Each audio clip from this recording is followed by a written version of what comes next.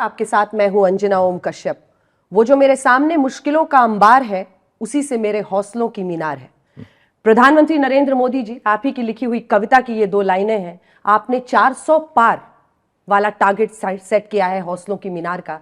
उसी पर बातचीत करने के लिए मेरे तीन सहयोगी मेरे साथ हैं, श्वेता सिंह, राहुल कंवल, सुधीर चौधरी। हम चारों आपसे सवाल जवाब करेंगे। आपको सबका स्वागत है और आज तक के दर्शकों को मेरा नमस्कार है। और मेरे लिए खुशी है कि इस पूरे चुनाव में कई बार मुझे आज तक के लोगों से कहीं न कहीं मिलने का मौका मिला है, लेकिन ये चतुष्कोण पूरा वैसे ही चार जब इकट्ठे होते हैं, कई प्रकार की कहावतें, सब तो मैं उपयोग नहीं कर सकता हूँ। अच्छे वाली मैं बोल दूंगा। प्रधानमंत्री जी, लोग जब चुनावों की तैयारी करते हैं तो उम्मीदवारों की लिस्ट बनाते हैं, वो कौन हमारा स्टार कैंपेनर होगा, ये सब घोषणा पत्र तय करते हैं। लेकिन आप 100 दिन आगे का एजेंडा बनाने में लग गए हैं। इसीलिए मेरा पहला प्रश्न आपसे यही है कि 2014 में जब आप आए तो 100 दिन के अंदर आपने OROP, काले धन पर SIT गठित की। 2019 में आए तो 62वें दिन आपने ट्रिपल तलाक से आजादी दिलाई और कश्मीर में 370 से आजादी दिलाई 66वें दिन। 2024 में अगर आप सत्ता में आते हैं तो 100 दिन में क्या करेंगे? कौन से बड़े और सख्त फैसले ले सकते हैं? मैं पिछले 5 साल से काम कर रहा हूँ 2047 पे, और ये 5 साल से काम चल रहा है। देश के शायद 20 लाख से ज़्यादा तो मैं कह सकता हूँ जिनसे मैंने इनपुट लिए हैं, और मैं उनके आधार पर 47 का एक विजन डॉक्यूमेंट बनाया। 2 पीढ़ी अफसरों की रिटायर हो चुकी होगी इस पर काम करते करते, काफ़ी नए लोग आए हैं। अब मैंने कहा, मैंने अभी चुनाव के 1 महीने पहले, घोषित होने के 1 महीने पहले पूरा बड़ी समिट की थी मेरी सभी काउंसिल की और सभी सचिव की। फिर मैंने कहा भाई ये 2047 जो है, अब मुझे उसको 5 साल में बताइए प्रायोरिटी। फिर मैंने 5 साल का बनाया मैप। फिर मैंने उनको कहा कि अब मुझे इसमें से 100 दिन का निकालिए एक्शनेबल पॉइंट। फिर मैं उनको बताता हूँ मेरी प्रायोरिटी 1 ये होगी, प्रायोरिटी 1B ये होगी, प्रायोरिटी 1C ये होगी, प्रायोरिटी 2 ये होगी, प्रायोरिटी 2B ये होगी। उसके आधार पर अपने कीजिए। तो उन्होंने काम कर रहे हैं, तैयार किया है। मेरा उनके साथ बैठना अभी बाकी है, मैं शायद समय निकाल करके बैठ लूँगा। तो ये तैयार है मेरा। लेकिन अब मेरे मन में काम करते करते एक नया विचार आया है जो मैं पहली बार आपके सामने बता रहा हूँ। मैं जब 100 दिन का सोच रहा था, अभी मैं 125 दिन पर सोचने के लिए मैं मजबूर हो गया हूँ और मैं उत्साहित भी हो गया हूँ। मैं देखा कि इस पूरे कैंपेन में फर्स्ट टाइम वोटर को हो, युवा पीढ़ी को, यानी मैं उनका पागलपन देख रहा हूँ। मैं उनके एस्पिरेशंस को फील कर रहा हूँ। तो मैं शायद आजकल मैं अनाउंस करने वाला हूँ कि मैं अब 125 दिन पर काम करना चाहता हूँ। 100 दिन का मैंने प्लान कर लिया है। मैं 25 दिन और जोड़ना चाहता हूँ और उसमें प्योरली मैं यूथ को चाहता हूँ। आप मुझे आइडिया दीजिए, आप मुझे अपनी प्रायोरिटी बताइए। तो मैं 25 दिन टोटली डेडिकेट करना चाहता हूँ मेरे देश के युवाओं को। तो 125 का मैं अब करूँगा काम, 100 से मैं आगे बढ़ रहा हूँ 25 दिन का। तो हो सकता है सर हमारा कार्यक्रम देखने के बाद, ये इंटरव्यू के बाद शायद यूथ अपने आप ही आपको मैं पहली बार आपके सामने बोला हूँ, तो आप बता सकते हैं यूथ को, लोगों को अच्छा लगेगा। जी सर, देखिए ये कितनी बड़ी बात है कि चुनाव समाप्त नहीं हुआ और हम आपके अगले टर्म की बात कर रहे हैं। आप 100 दिन में, 125 दिन में, इससे ऐसा लगता है कि ये चुनाव जो है एक स्टेटस को का चुनाव है, यानी लोगों को ये आश्वस्त है कि आप वापस आने वाले हैं। जब बीजेपी के टिकट दिए जा रहे थे उस समय लोग कहते थे कि ये टिकट नहीं है, ये निर्वाचन का सर्टिफिकेट है। हर जगह जो बीजेपी का सबसे बड़ा एसेट है वो आपका चेहरा है और आपका काम है। आपको कभी ऐसा लगा कि इस बार तीसरे टर्म के दौरान कैंडिडेट्स ने भी शायद ऐसा सोच लिया कि भाई आपके नाम पे ही जीत के आना है, आपके काम ने आपने इतना अच्छा करके रखा है कि उनको कोई ज़्यादा मेहनत करने की ज़रूरत नहीं है? तो आप उस हिसाब से कुछ आप देख रहे हैं कि कोई लैक ऑफ पार्टिसिपेशन या ज़रूरत से ज़्यादा एक श्योरिटी कैंडिडेट्स में या कार्यकर्ताओं में? एक तो ये जो चुनाव जीतने वाला हूँ ये हमारी सरकार बनने वाली है, इस अनुमान पर पहुंचने में आप काफ़ी लेट है, बहुत लेट है आप। मुझे राष्ट्रपति पुतिन का फ़ोन आया था सितंबर की मीटिंग के निमंत्रण के लिए। मुझे G7 का फ़ोन आया था कि हमें मीटिंग पे चाहिए। तो दुनिया को तो पूरा भरोसा है कि ये सरकार बनने वाली है। आप काफ़ी लेट हैं लेकिन फिर भी देर आए दुरुस्त आए अच्छा ही है। जहाँ तक चुनाव का सवाल है, मैंने 1 साल पहले मेरी पार्टी को कहा था, बड़ी मीटिंग पे कहा था कि कैंडिडेट का इंतजार मत करो, आपका कैंडिडेट घोषित हो चुका है और वो है कमल। कमल ही आपका कैंडिडेट है और कोई कैंडिडेट है ही नहीं। तो 1 साल से मैं सिर्फ कमल के लिए ही काम करना तय कर चुका है। मेरी पार्टी को मैंने उस प्रकार से गैल्वेनाइज कर दिया था।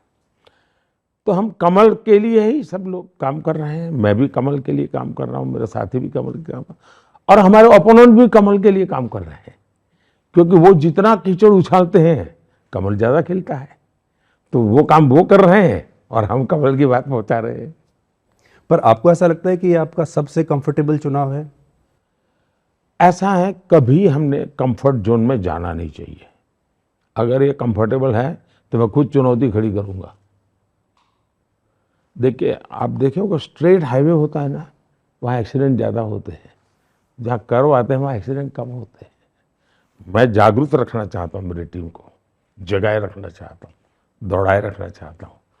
तो मैं कंफर्ट जोन वाली दुनिया मुझे मंजूर नहीं। पर लोग भी ये कहते हैं कि अगर सब इतना आसान है तो इतनी मेहनत क्यों कर रहे हैं आप? मेहनत तो मैं इसको अवसर मानता हूँ जी, मेरे लिए अपॉर्चुनिटी है। जनता जनार्दन के दर्शन करना, उनकी भावनाओं को समझना, यही तो मेरी प्राण शक्ति है, ये मेरी ऊर्जा है। दूसरा, लोकतंत्र में चुनाव को हमने जीत हार के सीमित अर्थ में नहीं लेना चाहिए।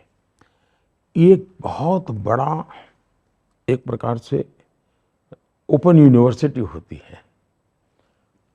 आपके पास अवसर होता है अपने विचारों को लोगों तक ले जाने का, और आप जब डायरेक्ट विचार ले जाते हैं तब न डाइल्यूजन आता है न डाइवर्जन आता है, यानी परफेक्टली मैसेजिंग आप कर सकते हैं। फिर आप, अब जैसे काशी से गया तो मेरा काशी का मिजाज अलग था, लेकिन मैं कोडरमा गया, वहाँ का जो दृश्य देखा तो मैंने अपना पूरा भाषण का विषय बदल दिया। पहले मैं जाता था रास्ते में कुछ अलग सोचता था मैं, क्योंकि मुझे लगा कि मुझे ये जो लोग हैं मुझे इनके साथ ये बात करनी है। और मैं मानता हूँ सभी राजनीतिक दलों का कर्तव्य है कि वे चुनाव का भरपूर उपयोग करें, मतदाताओं को एजुकेट करें, अपनी आइडियोलॉजी से एजुकेट करें, अपनी वर्किंग स्टाइल से एजुकेट करें, अपने प्रोग्राम से एजुकेट करें। ये काम सबने करना चाहिए। मैं तो चाहूँगा अभी भी करें, अभी 15-20 दिन बचे हैं, अपने मतदाताओं को एजुकेट करें, लेकिन नहीं कर रहे हैं। मोदी जी, उसी सवाल से आगे बढ़ते हुए मैं ये आपसे जानना चाहती हूँ कि वो कौन सी बात है कि आप जिम्मेदारी उठा लेते हैं। मुझे गुजरात के 2 विधानसभा चुनाव मैंने कवर किए, ये तीसरा लोकसभा आपका चुनाव है जो मैं कवर कर रही हूँ। मैंने देखा हर जगह आप जिम्मेदारी लेकर खड़े हो जाते हैं कि मोदी के नाम पर वोट देना है, क्योंकि इसमें एक डर फेलियर का भी रहता है जो शायद आप महसूस नहीं करते हैं कभी। पर 400 पार का नारा के साथ आपने शुरू किया, एक बहुत बड़े, मतलब उस समय सब लोग आप पर हावी हो गए थे कि 400 कैसे हो जाएगा, और आज भी वही मुद्दा है, वही चर्चा है। अपना टारगेट रिवाइज आप करें। परिवार वाले लोग हैं, आपके संतान है, अगर आपका बच्चा 90 मार्क लाता है तो आप उसको जरूर कहते होंगे अगली बार 95 लाना है, जरूर कहते होंगे। 99 लाए होंगे, बोले 99 है, 100 लाना तो मुश्किल है, लेकिन फिर भी देखो ना, जरूर कहते होंगे। हमारे पास ऑलरेडी 19 से 24 400 थे एनडीए के रूप में और एनडीए प्लस के रूप में। तो ये मेरा कर्तव्य बनता है अभिभावक के रूप में भी कि भाई 400 पार आगे जाना है। तो ये मेरी जिम्मेवारी बनती है, क्योंकि हम निरंतर आगे बढ़ना चाहिए। मैं ये तो नहीं कह सकता 90 आए यार, तेरे किसी दोस्त को 90 नहीं है, 60 आएंगे तो चल जाएगा, तुम चिंता मत करो, ऐसा नहीं कह सकता मैं। 90 है तो मैं कहूँगा 95 लाओ। तुम्हारे और दोस्तों को क्या है उसके आधार पर थोड़ा सोचते हैं। दूसरी बात है, जहाँ तक जिम्मेवारी, ये लीडरशिप का कर्तव्य है जी। आज देश का दुर्भाग्य है कि दूसरे के सर पर ठिकरा फोड़ दिया जाता है। नेता भाग जाते हैं, चमड़ी बचाते हैं। ये तो देश के लिए सबसे निराशा और दुख की बात है। कम से कम एक इंसान है जो जिम्मेवारी लेने को तैयार है, जो भागता नहीं है, जो कहता है जी मैं ये कहता हूं मेरी जिम्मेवारी है। और देश में, राजनीतिक जीवन में, हर दल में जिम्मेवारी लेने वाले लोग होने चाहिए। ऐसे लोग नहीं होने चाहिए जो अपने साथियों पर ठिकरा फोड़ करके भाग जाए। ये शोभा नहीं देता है जी। प्रधानमंत्री जी, जब 2014 का चुनाव हुआ उस वक्त देश में मनमोहन सिंह के खिलाफ कांग्रेस और यूपीए के खिलाफ बहुत गुस्सा था, लोग बदलाव चाहते थे। 2019 का चुनाव हुआ, उससे पहले पुलवामा, बालाकोट हुआ, राष्ट्रीयता का भाव था देश भर में और लोग आपको एक और मौका देना चाहते थे। इस बार विश्लेषक ऐसा कह रहे हैं कि क्या उस तरह का जोश और जज्बा वोटर्स में है जो कि 2019 में था? वोटिंग परसेंटेजेस थोड़ी सी कम हुई हैं। वोटिंग परसेंटेज के डिक्लाइन को आप कैसे देखते हैं? और क्या आपको लगता है कि वोटर्स में एक तरीके से उस तरह का एंथुजियाज्म नहीं है जो कि 2014 और 2019 में था? उसको आप कैसे स्टडी करते हैं? ऐसा है कि कुछ लोगों की रोजी रोटी इस पर डिपेंडेंट है। उनको खुद को रिलेवेंट रहने के लिए क्या करना होगा? कुछ तो चीज़ें सगु पे छोड़ने पड़ते हैं, वरना तो हवा बन जाए यार ये तो जीता हुआ है, चुनाव में क्या है यार, एडवर्टाइजमेंट भी नहीं मिलेगा, कुछ बेकार हो जाएगा। तो ये भी एक कारण है। मुझे याद है मैं गुजरात में पार्टी का काम करता था, तो यानी शायद वो होगा चुनाव और 95 पहले का कोई चुनाव होगा। तो उसके पहले नगर पालिका के चुनाव हुए थे और नगर पालिकाओं के चुनाव में हमारे यहाँ सिंबल पे नहीं लड़ा जाता था, ज़्यादातर इंडिपेंडेंट लड़ते थे लोग। लेकिन भाजपा ने शुरू किया कि नहीं हम सिंबल पे लड़े, लोगों को आदत डाल, क्योंकि जिम्मेवारी तय हो। लड़ते तो बीजेपी पे भी कार्यकर्ता लड़ते थे, इंडिपेंडेंट लड़ते थे, तो हम पार्टी सिंबल पर लड़े। लेकिन स्वाभाविक थे इंडिपेंडेंट ज़्यादा जीते। हमारा पहला दिल्ली से जो पत्रकार आते थे ये फाइल लेके आते थे और चुनाव, असेंबली का चुनाव था, सवाल यहीं से शुरू करते थे। अब ये भी तो असेंबली में हार गए थे, चुनाव कैसे जीतोगे? अब ये भी तो असेंबली। तो मैंने कहा यार तुम लोगों के पास कोई काम नहीं है क्या? कोई तो होमवर्क तो करो। दोनों ये नगर पालिका का चुनाव कैसे होता है, स्टडी तो करो। वैसा ही है ये मतदान का। मतदान का पॉलिटिकल पार्टी के परफॉर्मेंस वगैरह चीज़ों से जोड़ करके देखने के बजाय ये देखना चाहिए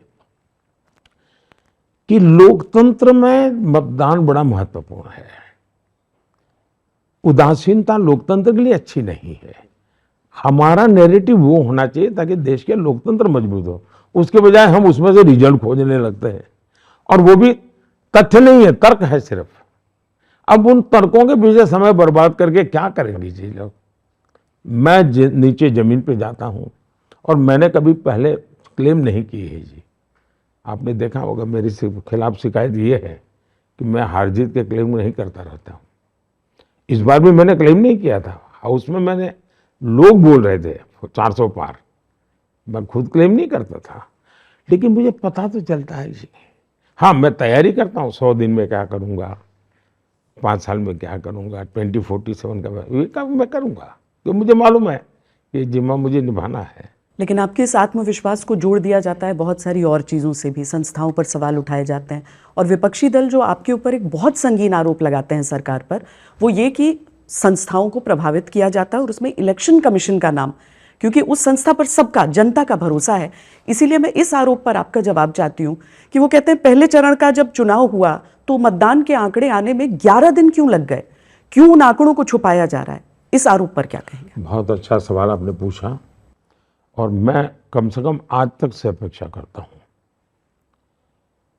और हो सकते तो इंडिया टुडे भी, इंडिया टुडे ना आपका, हाँ, दोनों से, कि जो इलेक्शन कमीशन ने एक चिट्ठी लिखी है उस चिट्ठी पर ही विद्वानों की डिबेट हो, पॉलिटिशियनों की नहीं। जो एक्सपर्ट है, जो इस विषय को जानते हैं, उनकी डिबेट हो। और उन्होंने सही किया गलत किया, क्योंकि मैं इसी के लिए कोई कमेंट करूँ ठीक नहीं है। दूसरा, इलेक्शन कमीशन ये जो इंस्टीट्यूट है, करीब करीब 50-60 साल तक सिंगल मेंबर रही है। और मज़ा ये है कि इलेक्शन कमीशन से जो लोग निकले वो कभी गवर्नर बने, कभी एमपी बने, कभी पार्लियामेंट का चुनाव लड़ने गए आडवाणी जी के सामने। मतलब उन्होंने कैसे लोगों को बिठाया था, इसका उदाहरण है। उस जमाने के जो इलेक्शन कमीशन जो रिटायर्ड हुए, जो बैठे हैं, वे आज भी उसी पॉलिटिकल फिलोसॉफी को प्रमोट करने वाले ट्वीट करते हैं, ओपिनियन अपने देते हैं, आर्टिकल लिखते हैं। इसका मतलब अब जाकर के इलेक्शन कमीशन पूर्ण रूप से स्वतंत्र बना है।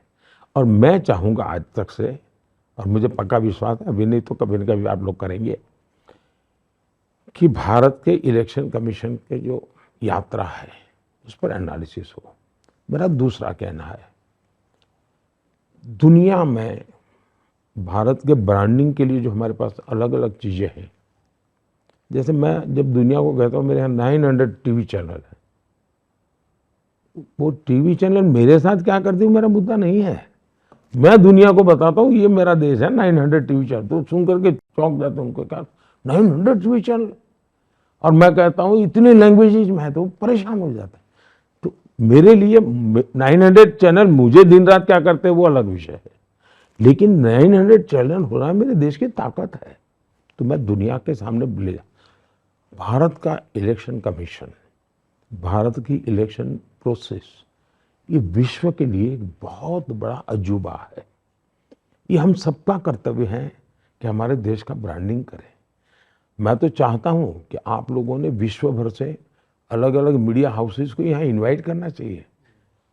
चुनाव में 2 हेलीकॉप्टर उनके लिए ले लेना चाहिए। इस चुनाव के दौरान और उससे पहले भी विपक्षी पार्टियां ये आरोप लगाती हैं कि लोकतंत्र हिंदुस्तान में खतरे में है। वो कहती हैं कि जो डेमोक्रेटिक इंस्टीट्यूशंस हैं वो पहले से कमज़ोर हो गई हैं। यहाँ तक कि आप पर तानाशाही, डिक्टेटर होने का भी आरोप लगता है। इसको आप कैसे देखते हैं कि मतलब ये कहा जाता है कि लोग आपसे बहुत डरते हैं और खौफ में। उन इंस्टीट्यूशंस का नाम बताइए जिसके कारण पता चले। नहीं, जैसे उनको लगता है कि सुप्रीम कोर्ट शायद कमज़ोर हो रहा है, या फिर लेजिस्लेचर में जिस तरह की बहस होनी चाहिए पहले होती भी थी, वो अब फटाफट बिल पास हो जाते हैं, इतने कमिटीज़ भी नहीं जाते। इस तरह उनको लग रहा है कि डेमोक्रेटिक बैकस्लाइडिंग हो रही है। इसको आप कैसे देखते हैं? बिकॉज पहली बात यह है कि पार्लियामेंट के अंदर डिबेट करने के लिए बार बार हम कह रहे हैं आइए, लेकिन इनको लगता है कि हमारे पास कहने को कुछ है नहीं, कहने वाले भी लोग नहीं हैं। इनके जितने नए एमपी आए हैं ना, वो आके मुझे कहता है कि साहब हमारे तो 5 साल बर्बाद हो गए, हम एक शब्द बोल नहीं पाए हाउस में। मैं ऑपोजिशन की बात कर रहा हूँ। मैंने कभी उनके नेताओं को कहा, मैंने कहा आपको करना ऐसा करो, 1 घंटा आपके यंग जो फर्स्ट टाइम एमपी है उनको मौका दो, फिर डिस्टर्ब करो, बाद में करो डिस्टर्ब। इनको जीवन भर ये सब मैं कह चुका हूँ इनको। मेरी कोशिश रही है कि ये लोग कुछ करें, लेकिन दुर्भाग्य है कि कांग्रेस का ये परिवार, उनके लिए लोकतंत्र मतलब उनका सत्ता में होना। वे आज भी ये स्वीकार करने को तैयार नहीं है कि 2014 से इस देश में कोई दूसरी सरकार देश के ने चुनी है, ये कोई दूसरा प्रधानमंत्री है जो देश ने बनाया है, मन से स्वीकार नहीं कर पा रहे। और इसलिए वो हर जगह पे उनके मैनिफेस्टो के मुद्दे अगर आप इम्प्लीमेंट कर रहे हैं तो भी उनको बुरा लग रहा है। उनकी कही हुई बातें आज अगर आप इम्प्लीमेंट कर रहे हैं, उनको तो खुशी होनी चाहिए, भाई ये तो हम कहते थे आप कर रहे हैं, अच्छी बात है, हमें मौका नहीं मिला। प्रणब मुखर्जी कहते थे, आपने उनकी किताब में देखा होगा कि मेरे साथ जो उन्होंने काम किया वो कितना डेमोक्रेटिक वे में काम हुआ, राष्ट्रपति की इंस्टीट्यूशन की कितनी प्रतिष्ठा हमने बढ़ाई है। सुप्रीम कोर्ट, मुझे बताइए ऊपर से लोग कहते हैं कि सरकार की तो सुप्रीम कोर्ट में कुछ चलती ही नहीं है। हम पर तो आरोप ये है जी, और उसमें हम लोग एबिलिटी के लिए क्वेश्चन किया जा रहा है।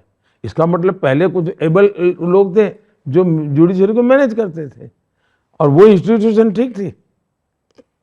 मैं मानता हूं मुझे क्यों मैनेज करना चाहिए, कानून का काम करेगा।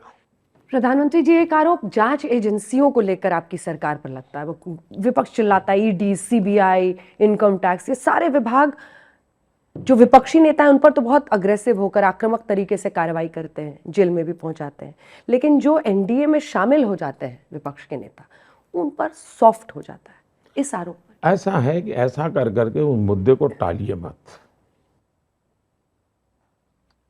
ये तरीका है। जैसे मैं कहता हूं कि परिवारवादी पार्टी, तो हमारे मीडिया के लोग मुझे सवाल क्या पूछते हैं कि राजनाथ सिंह का बेटा भी तो है। दोनों में फर्क है जी। हम मुद्दों को इस प्रकार से डाइवर्ट करने की मदद मीडिया कम से कम इन लोगों को न करे, ये मेरा आग्रह रहेगा। मैं जब परिवारवादी पार्टी कहता हूं, उसका मतलब है कि party of the family, by the family, for the family. किसी परिवार के 10 लोग अगर पब्लिक लाइफ में आते हैं तो बुरा है, सब मैं नहीं मानता हूं। 4 लोग अगर बढ़ चढ़ करके आगे जाते हैं तो बुरा नहीं मानता हूं, लेकिन वो पार्टी नहीं चलाते हैं जी, पार्टी निर्णय करती है। वैसे ही ईडी जो कदम उठाती है, वो कदम, आप मुझे बताइए कि आज से 20 साल पहले खबरें क्या रहती थी, ब्लैक मार्केट पर सर्च हुई, रेड हुई, इतना चीजें पकड़ी गई, इतनी चीनी पकड़ी गई। अब वो खबरें आती हैं क्या? नहीं आती है। क्यों? क्योंकि उस समय उस इंस्टीट्यूट ने जो भी काम किया, जो कानून में बदलाव आया, टैक्सेशन में परिवर्तन आया, तो ब्लैक मार्केट की दुनिया हिंदुस्तान के पब्लिक लाइफ में, अब थिएटर भी ब्लैक मार्केट वाला सुनने को मिलता नहीं है। इसलिए नहीं कोई संसद में चला गया, थिएटर में वो सुन नहीं मिलता है कि भाई ब्लैक मार्केट वाला हो। वैसा ये चला गया। भ्रष्टाचार भी जा सकता है। क्यों? अगर उसके पास जिसकी काम जिम्मेवारी है वो काम करे तो सचमुच में पूछना चाहिए कि 10 साल तक ईडी को इतना पगार दिया, उसने काम किया क्या भाई? 2004 से 2014 काम क्यों नहीं किया? उसकी ड्यूटी है। मुझे बताइए, रेलवे का टिकट चेकर है, वो टिकट चेक नहीं करेगा तो रखने की क्या जरूरत है भाई? उसी काम के लिए है वो। आप अगर मीडिया में है, आप अगर मोदी का झंडा लेकर के भक्तिपूर्वक घूमते रहेंगे तो आपको कौन आज तक बना रखेगा? कल निकाल देगा वो। आपका काम है 10 चीजें खोज के लाइए, जो ठीक लगे उसको दुनिया के सामने ले जाइए। आपका काम है और करते हैं आप लोग। वैसे ही ईडी का काम है वो करे। आंकड़े क्या कह रहे हैं? 2004 से 14 व्यवस्था तो यही थी, कानून वही था। मैंने कानून नहीं बदला है, मैंने ईडी बनाई नहीं है। उन्होंने बिल्कुल निकम्मापन किया, कोई काम किया नहीं। सिर्फ 34 लाख रुपया, 35 लाख 34 लाख रुपया जब्त किया 10 साल में। हम तो विपक्ष में थे, किसने रोका था भाई? मेरी सरकार ने 2200 करोड़ रुपया पकड़ा है। नोटों के ढेर आपके टीवी वालों ने दिखाए हैं जी। बंगाल, झारखंड। उस ईडी को आप कैसे बदनाम कर सकते हो जी? एमपी के घर से मिले हैं पैसे, आप कैसे इनकार कर सकते हो? मुझे बताइए, कहीं ड्रग्स हैं, अगर ड्रग्स की बहुत बड़ी मैं खेप पकड़ लेता हूं तो आप तारीफ करेंगे कि नहीं करेंगे?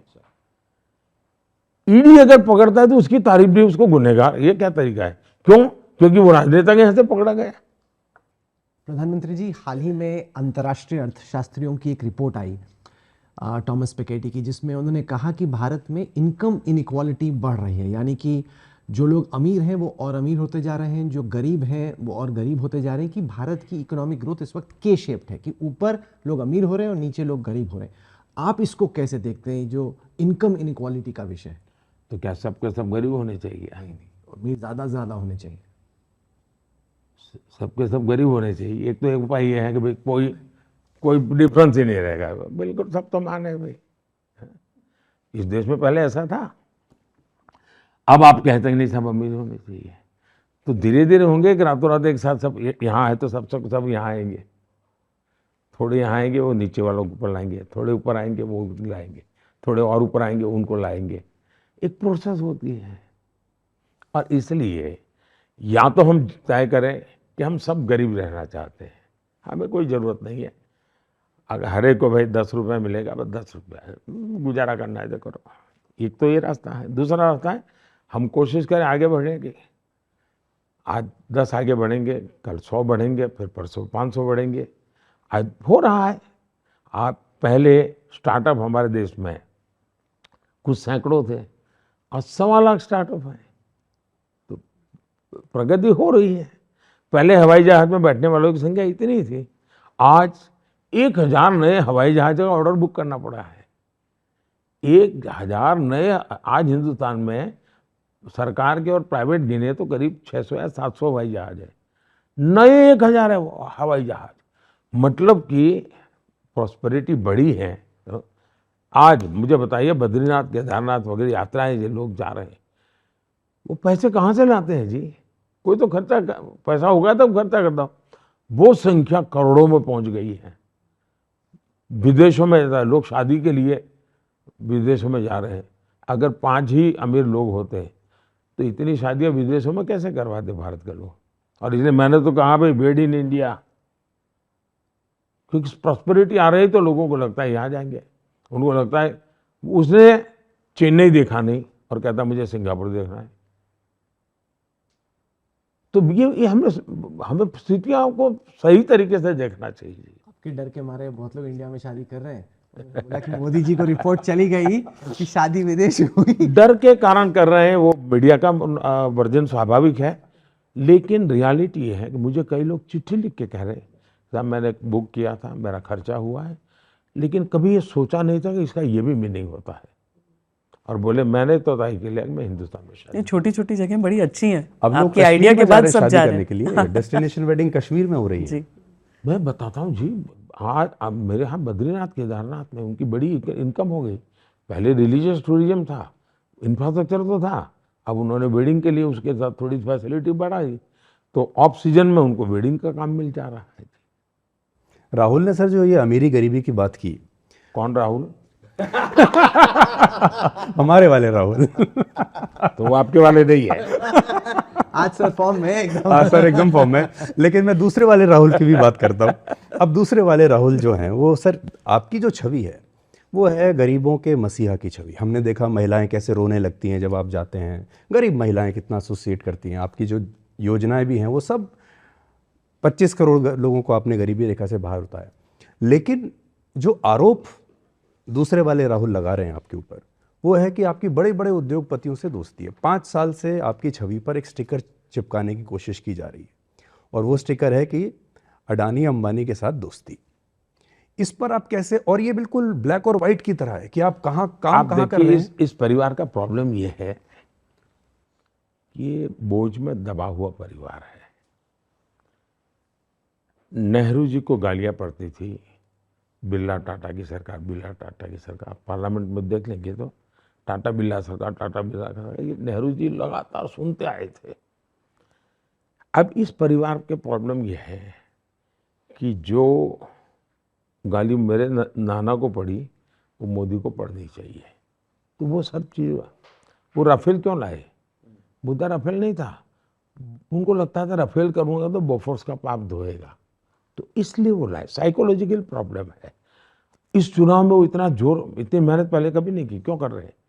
उनको लगता है अगर मोदी तीसरी बार हो गया तो मेरे पिताजी की कोई इज्जत नहीं रहेगी, मेरी नानी की इज्जत, दादी की इज्जत नहीं रहेगी, ये तो नेहरू के बराबर हो जाएगा।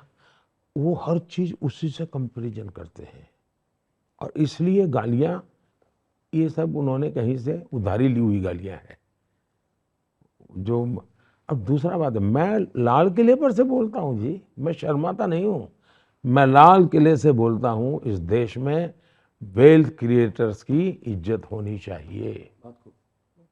मेरे देश में जो सक्षम लोग हैं, जो सामर्थ्यवान लोग हैं, इनकी प्रतिष्ठा बढ़नी चाहिए। मैं मेरे 15 अगस्त के जो गेस्ट लिस्ट होता है उसमें मैं खिलाड़ी जो अचीवर्स हैं उनको बिठाता हूँ।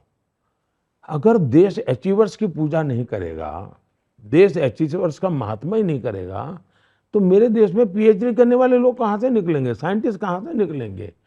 जीवन के हर क्षेत्र में अचीवर्स की इज्जत होनी चाहिए भाई। अगर कल आज तक ग्लोबल चैनल बनता है तो मैं सबसे पहला हूँ साहब ताली बजाऊंगा जी। मुझे मालूम है आज तक मेरे साथ क्या जुर्म करता है, लेकिन मैं उसकी ताली बजाऊंगा क्योंकि मेरे देश की आज तक ग्लोबल हुआ। मुझे तो दुख है जी कि CNN, BBC, आज़ादी के 75 साल हुए, मेरी एक ग्लोबल चैनल अल जजीरा रातों रात आए और ग्लोबल चैनल बन जाए। अब कोई कहेगा तुम तो अरुण पुरी बड़े धनपति की मदद कर रहे हो। मैं धनपति की मदद नहीं कर रहा हूँ, मेरे देश का गर्व है। मेरे देश की मल्टीनेशनल कंपनियां क्यों नहीं होनी चाहिए भाई? दुनिया में मेरे देश की कंपनियों की दुकानें क्यों नहीं होनी चाहिए? दुनिया के लोग नौकर रोजगार के लिए मेरे देश के शर्माते क्या हो भाई? हाँ, बेईमानी की है तो फांसी पर लटका दो, गलत तरीके से दिया है तो फांसी पर लटका दो, लेकिन मैं मेरे देश में वेल्थ क्रिएटर की इज्जत करूंगा। मेरे देश के उज्जवल भविष्य के लिए जितना मैं पूज्य भाव से मेरे श्रमिक के पसीने की चिंता करता हूं, उतने ही भाज्य भाव से मैं पूंजीपति के पैसों का भी महत्व समझता हूं। ये बहुत बड़ी बात है। मेरे लिए पूंजीपति का पैसा हो, मैनेजमेंट करने वालों का दिमाग हो, परिश्रम करने वाले का पसीना हो, ये तीनों को एक परिवार के रूप में मैं देखता हूं, तब जाकर के विकास होता है। सर, आपके 10 साल का ट्रैक रिकॉर्ड ये कहता है कि लाभार्थियों को, चूंकि आपने अभी बात की कि अगर किसी ने रिश्वत में जमीन दी है तो हम काम करेंगे कि उसको वापस मिले, लाभार्थियों का आपका एक बहुत लंबा चौड़ा स्कीम चल रहा है। लाभार्थियों को जब मिलता है फायदा तो हिंदू है, मुस्लिम है, किस समुदाय का है, कोई नहीं देखता है। तो एक सेक्युलर एडमिनिस्ट्रेशन यानी धर्मनिरपेक्ष शासन देश में है, लेकिन अगर ऐसा है तो फिर चुनावी रैलियों में मंगलसूत्र, घुसपैठिया, ज्यादा बच्चे, इन शब्दों को लाने की क्या जरूरत है? ये विपक्ष बार बार आपको इसी मुद्दे पर घेरता है। विपक्ष का कहना है कि आप जो चुनावी कैंपेन करते हैं उसमें आप हिंदू मुस्लिम। ये बहुत ही अच्छा सवाल पूछा आपने। मैं ठीक से बताना चाहता हूँ दर्शकों को, होता क्या है जी, आपने पूरी तरह सांप्रदायिक एजेंडा पर चले और मैंने उसको एक्सपोज किया, मैंने उसकी धज्जियां उड़ाई, मैंने उस पर आरोप लगाए, तो जो मूल बात थी उसको उनकी इकोसिस्टम हटा देती है। और आप लोग भी उस इकोसिस्टम के इतने प्रेशर में जीते हैं, आप भी फिर उसको हाथ नहीं लगाते हैं, फिर आप मेरी ही बात को लेकर के चलाते हैं, तो आपको लगता है मैं मुसलमान बोला। बात ये नहीं है जी, मुद्दा ये है कि उन्होंने अपने मैनिफेस्टो में लिखा है कि अब वो कॉन्ट्रैक्ट सिस्टम में भी माइनॉरिटी को लाएंगे, ठेका माइनॉरिटी को दिया जाएगा। अगर मैं उस ठेके का विरोध करता हूँ, पद्धति का विरोध करता हूँ, वो मैं सेकुलरिज्म कर रहा हूँ। लेकिन चूंकि मुझे उसमें माइनॉरिटी शब्द बोलना पड़ता है, चूंकि मुझे उसमें मुसलमान शब्द बोलना पड़ता है, चूंकि मुझे इसमें अल्पसंख्यक बोलना पड़ता है, तो आप मीनिंग निकालते हैं कि मैं कुछ हमला उन पर कर रहा हूं। मैं उन पर हमला नहीं कर रहा हूं, मैं उन पर कर रहा हूं जो पॉलिटिकल पार्टियां हैं, जो भारत के सेकुलरिज्म की धज्जियां उड़ा रही हैं, जो अपीजमेंट का पॉलिटिक्स कर रही हैं, देश के संविधान की भावनाओं को नष्ट कर रही है। और मेरे पास सबूत है कि मैं नहीं करता हूं। क्यों? मैं कहता हूं 100% सैचुरेशन। अगर मान लीजिए एक गांव में 700 लोग रहते हैं, फलानी स्कीम के 100 लाभार्थी हैं, यानी हकदार हैं, तो मेरा होता है उन 100 को मिलना चाहिए। फिर इस जाति का उस जाति का नहीं। हाँ, हो सकता है किसी को सोमवार को मिलेगा, किसी को बुधवार को मिलेगा, किसी को जनवरी को मिलेगा, किसी को जुलाई में मिलेगा, लेकिन हकदार जितने हैं सबको मिलना चाहिए। तो गवर्नेंस में डिस्क्रिमिनेशन नहीं होना चाहिए, सेकुलरिज्म होना चाहिए। आज पूरी डिबेट देखिए, हमारी तरफ से हमने न कहीं हिंदू मुसलमान किया है, उनके मैनिफेस्टो को समझाने के लिए को हम समझा रहे हैं कि ऐसा ऐसा। अब उसमें हम संकोच नहीं करते हैं, हम संकोच होकर के भी मुसलमान बोलेंगे तो पता नहीं हम पर थप्पा लग जाएगा, न बोले। मैं मुसलमानों को समझा रहा हूँ, ये तुम्हें मूर्ख बना रहे भाई, 75 साल से मूर्ख बना रहे, तुम क्यों मूर्ख बन रहे हो? और मैं बुद्धिमान मुसलमानों को कहता हूं, जरा समझो भाई, क्या मिला तुम्हें? अच्छा, धर्म के आधार पर उन्होंने देश तो ले लिया, क्या वो देश मदरसा से चल जाएगा क्या? क्या उनको एडमिनिस्ट्रेटर नहीं चाहिए? क्या उनको डॉक्टर नहीं चाहिए? उनको इंजीनियर नहीं चाहिए? डॉक्टर हैं तो आपको स्टेथोस्कोप उठाना पड़ेगा जी। आप इंजीनियर हैं तो आपको हाथ में कुछ कागज पेन लेनी पड़ेगी जी। मैं मुसलमानों को यही कह रहा हूं जी। वो सुन रहे हैं, वो वोट कर रहे हैं बीजेपी के लिए, आपको ऐसा लगता है? पहला, हाँ। ये वोट के लिए जो करने वाली आदत है ना देश में, ये खत्म होनी चाहिए। सब कुछ वोट के लिए करोगे क्या? देश के लिए कुछ नहीं करोगे? सत्ता पाने के लिए करोगे? मैं इसका घोर विरोधी हूं जी। मैं जो करूंगा वो देश के लिए करूंगा। वोट तो बाय प्रोडक्ट होता है जी। वोट के लिए देश को डुबो नहीं सकते हम, और मुझे ऐसी सत्ता नहीं चाहिए जो मेरा देश को बर्बाद करे। ऐसी सत्ता मुझे मंजूर नहीं है। तो आपने कहा आप कभी हिंदू मुस्लिम नहीं करेंगे, आपका ये काफ़ी। मैं हिंदू मुस्लिम न कभी किया है न करता हूं, लेकिन अगर 3 तलाक गलत है वो मैं कहता हूं तो मैं मुसलमान विरोधी हूं, ऐसा अगर आप मुझे लेबल लगा देते हैं तो आपकी मजबूरी है, मेरी मजबूरी नहीं है। नहीं, कुछ ऐसा लेबल लगाने की कोशिश कश्मीर को लेकर भी की गई थी जब 370 हटाया गया था। मोदी जी, 2014 से पहले भी मैंने कश्मीर कवर किया है, उसके बाद भी किया है, और केवल एक शहर और डाउनटाउन नहीं बल्कि बॉर्डर्स तक, जहाँ पर लोगों ने को लगा कि वो इंक्लूसिव हो रहे हैं, वो जुड़ रहे हैं मुख्य धारा के साथ। फिर 370 आया, उसके बाद से पत्थरबाजी नहीं हुई, हड़ताल नहीं हुई। श्रीनगर में क्या कमाल की वोटिंग इस बार हो गई।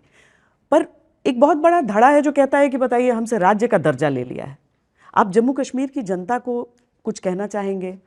पहली बात है कि मेरे इस चुनाव में आपने सवाल पूछा होता तो मुझे अच्छा लगता, लेकिन आप लोगों ने नहीं पूछा।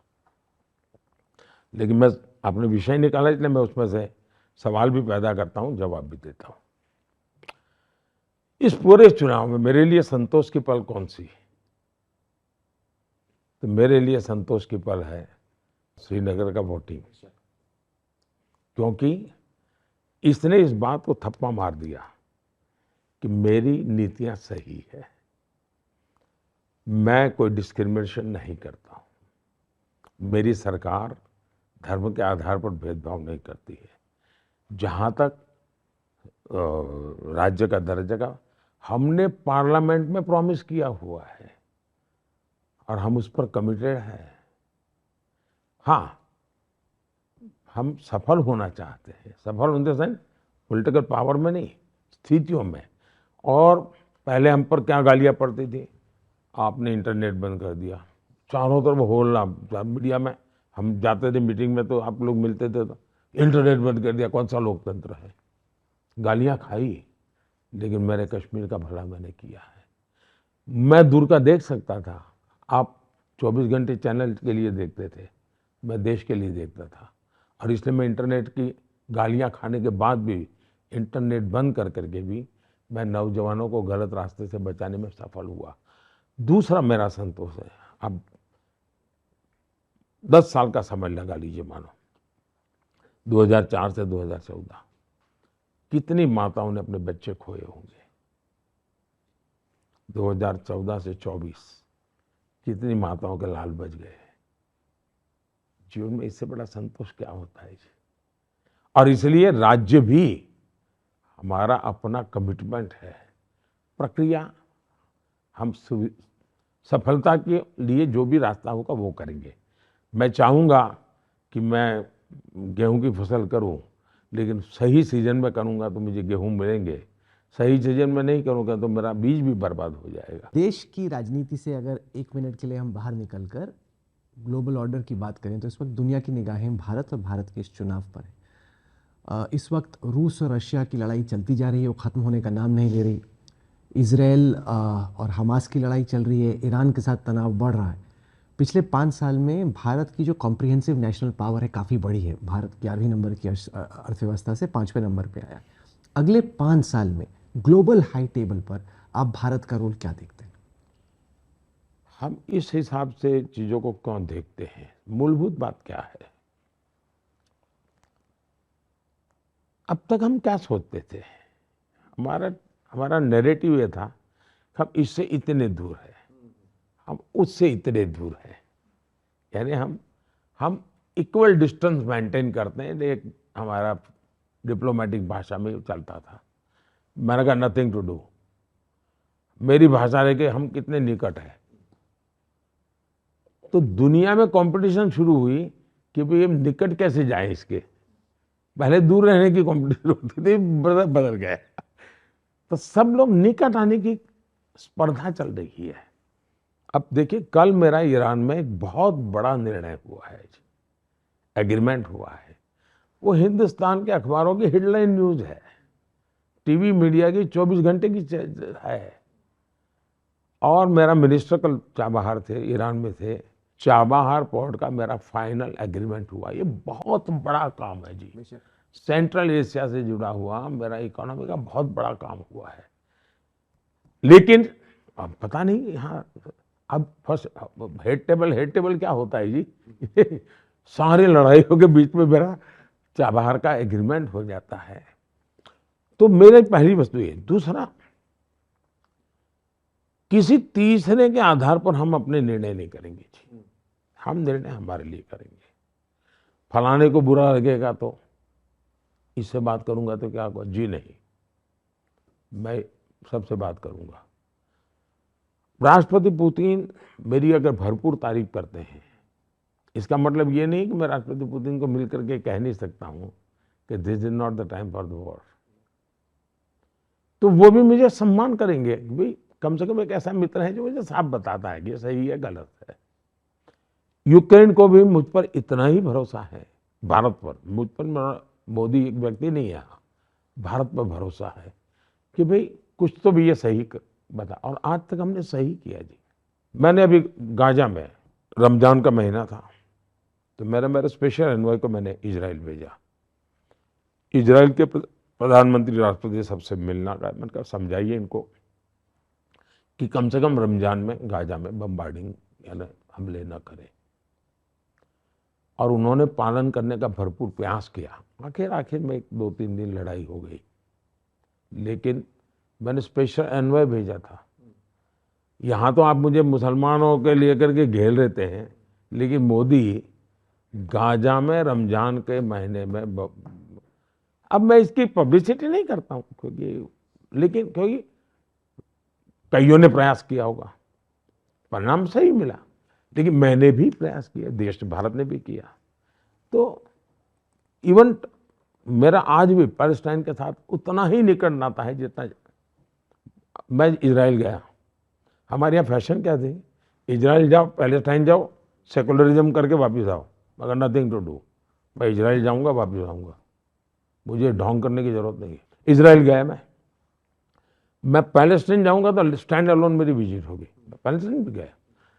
मज़ा देखिए, जब मैं पैलेस्टाइन गया तो मुझे यहाँ से विषय आ गया, हेलीकॉप्टर ले जाएंगे वहाँ, ये ले जाएंगे।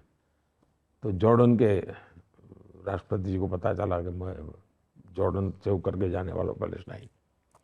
अब वो मोहम्मद साहब के सीधे वारिस है, जॉर्डन के जो प्राइम मिनिस्टर हैं वो उनके सीधे वारिस है, मोहम्मद साहब के, उन्हीं के संतान है।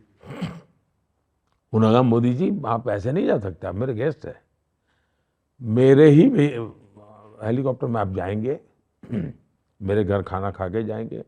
मैं उनके घर गया, खाना वाना खाया, बैठे हम उनके हेलीकॉप्टर। लेकिन हेलीकॉप्टर जॉर्डन का, डेस्टिनेशन पैलेस्टाइन, और मुझे एस्कॉर्ट कर रहे थे इजराइल के फ्लाइट। देखिए, आप अगर दुनिया में, और तीनों की दुनिया अलग, लेकिन मोदी के लिए आसमान में सब साथ। मैं मानता हूँ ये सब तब होता है जब आपके इरादे नेक हो, आपके प्रति विश्वास हो, और चोरी छुपी नहीं। अमेरिकन को मैं कह करके बताता है ना, मुझे पूछ करके नहीं करना होता है। मैं रशिया से, मेरे देश को सस्ते में पेट्रोल चाहिए, मैं लूँगा, मेरे लिए जरूरी है, मैं करूँगा। तो मैं छुपाता नहीं हूँ, और मैं अपने टर्म्स पे मेरे देश को चलाता हूँ जी। प्रधानमंत्री जी, अपनी विरासत आप कैसे पीछे छोड़ना चाहते हैं? देखिए, मुझे एक सवाल पहले भी एक बार किसी ने पूछा था, सर यूके में पूछा था। मैं हैरान हूं जी, जो इंसान देश के लिए जी रहा है, वो खुद के लिए क्यों सोचेगा? मैं तो मानता हूँ मुझे इतिहास में कोई याद करे, इसके लिए मैं काम करता ही नहीं हूँ। कोई याद करे तो मेरे कश्मीर में 40% के करीब 40 साल के बाद मतदान हुआ, उसको याद करो, लोकतंत्र का उत्सव मनाओ। कोई माने G20 में हिंदुस्तान का डंका बज गया, उसको याद करो। कोई याद करे कि आज विश्व के अंदर मेरा भारत तीसरी इकोनॉमी बनने जा रहा है, उसको याद करे। मोदी का क्या लेना है? तो मेरे जैसे तो सैकड़ों लोग आएंगे चले जाएंगे। प्रधानमंत्री नरेंद्र मोदी, जिनका ये कहना है कि वो धर्म के आधार पर कोई भेदभाव नहीं करते, लेकिन धर्म के आधार पर आरक्षण भी नहीं होने देंगे, और जब तुष्टीकरण की राजनीति होगी तो कुछ भी बोलने में उन्हें संकोच नहीं होगा विपक्ष के खिलाफ। बहुत बहुत धन्यवाद आपका प्रधानमंत्री नरेंद्र मोदी जी, ये साक्षात्कार हमें देने के लिए, व्यस्तता के बीच में। चलिए, बहुत बहुत धन्यवाद। इसी के साथ इस इंटरव्यू में इतना ही। देश दुनिया की बाकी खबरों के लिए आप देखते रहिए आज तक।